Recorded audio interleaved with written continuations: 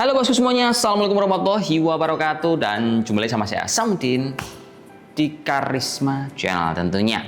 Nah oke kan semuanya, hari ini kita akan bahas sebuah laptop punyanya Asus yang memang laptop ini bukan seri baru yang dirilis tahun 2026, melainkan seri VivoBook ini udah dirilis tahun 2025.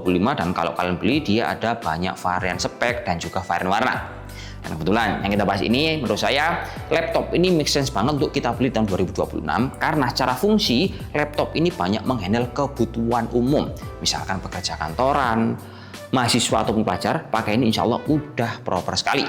Kemudian secara software, misal teman-teman banyak memanfaatkan input data kayak Excel, Word, PowerPoint, hingga kerja untuk kolaborasi online pakai spreadsheet dan kawan-kawan, laptop ini juga udah nggak lemot.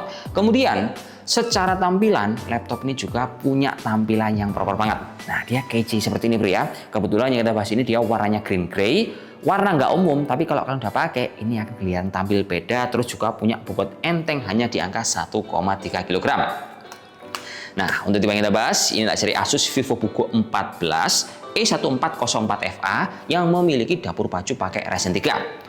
Buat teman-teman yang merasa kurang dengan spek Ryzen 3, varian VivoBook ini dia juga punya varian Ryzen 5, tapi harganya juga di atas ini. Yang kita bahas ini kan harganya di range 7-8 jutaan. Terus cara dapur baju selain Ryzen 3 tadi, laptop ini juga sudah dibekali sama RAM 8GB DDR5, penyimpanan udah Jumbo 512 serta softwarenya lengkap, ada Windows 11, ada juga Office Home 2024 atau bisa beli M365. Kemudian yang perlu kita highlight juga secara fungsi, nanti laptop ini baterainya termasuk awet bro, karena pas kita panjer dengan kapasitas baterai yang memang kecil cuma di angka 42 hour, laptop ini masih mampu bertahan di angka 8-9 jam, alias all day tanpa ngecas. Ini enak banget. Kemudian untuk opsi upgrade-nya, laptop ini dia terbatas, RAM-nya kesolder, alias nggak bisa di-upgrade, dan untuk penyimpanannya juga hanya punya single slot aja. Jadi buat teman-teman yang merasa kurang dengan 512, masih bisa diganti dengan kapasitas 1 tera, tapi catatannya itu harus diganti. Kemudian untuk ngomongin masalah harga, kayaknya di 2026 makin kesini makin naik. Laptop bukan naik cuma 20%, tapi mungkin bisa di angka 40%. Saran saya kalau teman punya budget, mending segera dibungkus daripada nanti harganya makin kesini makin terbang.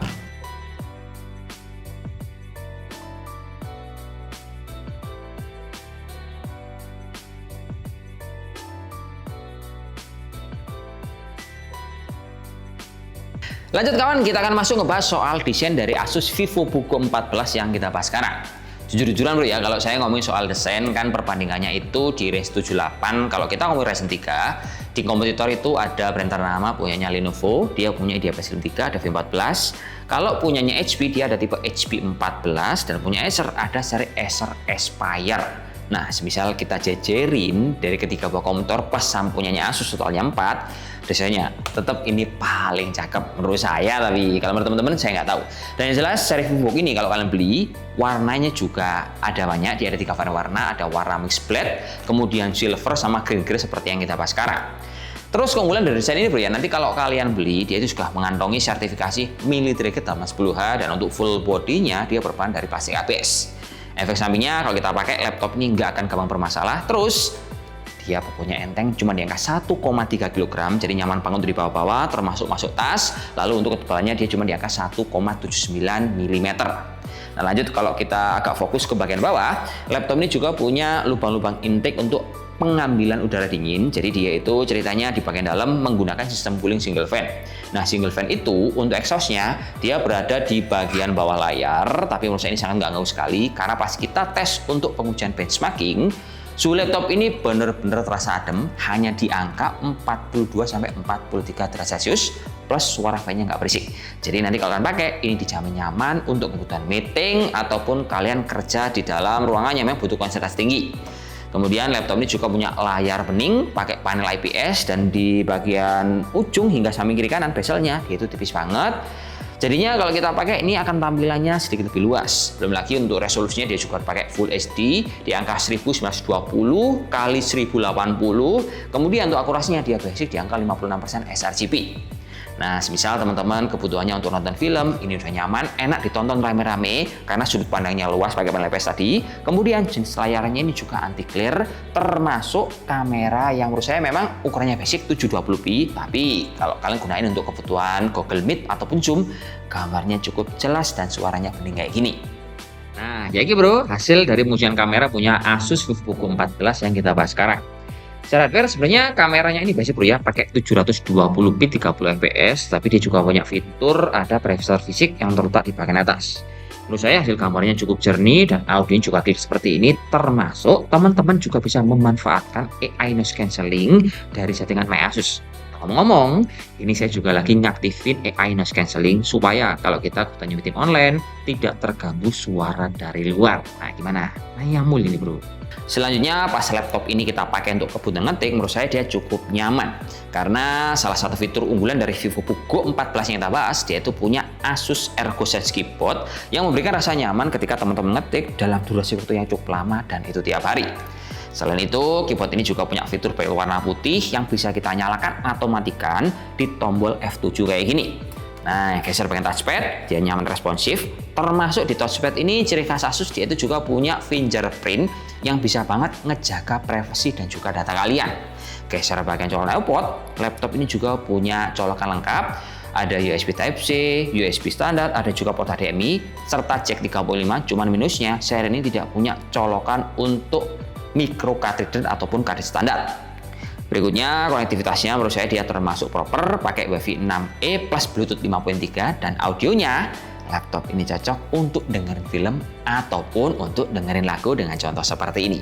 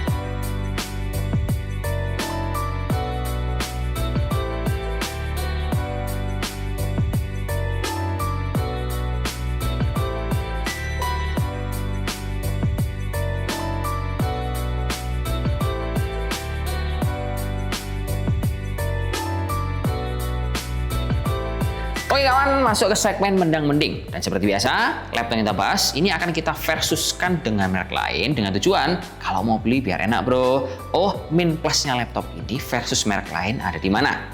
Nah kali ini tolak ukurnya kita akan ngambil di spek plug ketiplek sama dan juga harga selaras di angka 7-8 juta rupiah. Kebetulan laptop Ryzen 3 ini yang beredar di pasaran rata-rata cuma ada di dua merek kompetitor. Yang satu punya Lenovo, yang satu punya HP dengan detail perbedaan seperti ini. Pertama-tama punya Lenovo di tipe Idea Slim 3 14 AM8 yang harganya di angka mulai 7,4 hingga 7,9 juta rupiah. Kelebihan laptop ini dibandingkan punya Asus, dia itu punya garansi 2 tahun plus ADP. Tapi kelemahannya seri Lenovo ini bro minus tidak punya layar IPS karena dia masih pakai TN. Nah kalau kita ngomong soal memori di harga 7 jutaan kalau pakai Ryzen 3 rata-rata semua udah ke sold out. Lanjut yang kedua ada HP 14 EM0321AU. Harganya ini lebih murah, mulai 7,2 juta rupiah hingga 7,7. Tapi minusnya seri HP ini kalau kita lihat dibandingkan punya Asus yang kita bahas, dia itu tidak memiliki standar sertifikasi militer ke-810H. Jadi kesimpulan sederhananya kalau saya bisa bilang, Asus VivoBook 14 dibandingkan merek lain, tetap dia itu punya fitur yang lebih banyak. Dengan harga memang bukan yang paling murah, tapi bisa jadi tolak ukur utama kalian pas mau beli. Karena dia punya desain paling bagus, baterai awet, performa juga bisa diandalkan, termasuk laptop ini sistem security-nya juga lengkap. Ya wis, mungkin cukup sekian, terima kasih informasi yang bisa kita berikan. Semoga bermanfaat buat teman-teman yang punya budget di angka 7-8 juta rupiah. See you in the next video. Assalamualaikum warahmatullahi wabarakatuh dan salam jos. Semoga bermanfaat. Oke, mantap.